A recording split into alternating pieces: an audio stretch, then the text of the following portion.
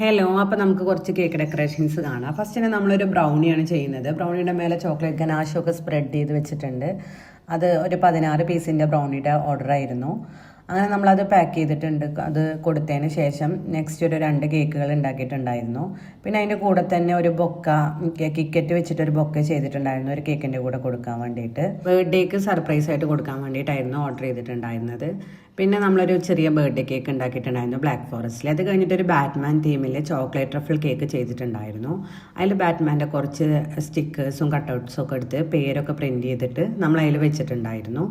6 ബർത്ത്ഡേക്ക് വേണ്ടിയിട്ടായിരുന്നു നമ്മളത് ചെയ്തിട്ടുണ്ടായിരുന്നത്. അപ്പോൾ അതിൻ്റെ പ്രിൻറ്റും കട്ടൗട്ട്സും കാര്യങ്ങളൊക്കെ ആയിട്ട് ഒന്ന് ഡെക്കറേറ്റ് ചെയ്തിട്ട് കുറച്ച് ചോക്ലേറ്റും വെച്ചിട്ടുണ്ടായിരുന്നു.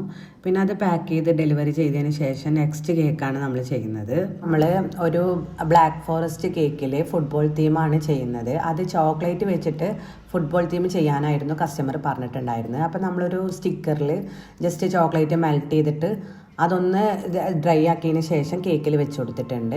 പിന്നെ അതിന് ചെറുതായിട്ടൊരു ഹാപ്പി ബർത്ത്ഡേയും വെച്ച് കൊടുത്തിട്ടുണ്ട്.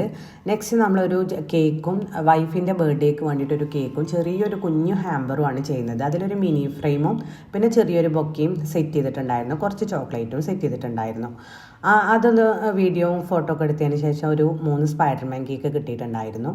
അത് 3 സിമ്പിളായിട്ട് ചെയ്തു.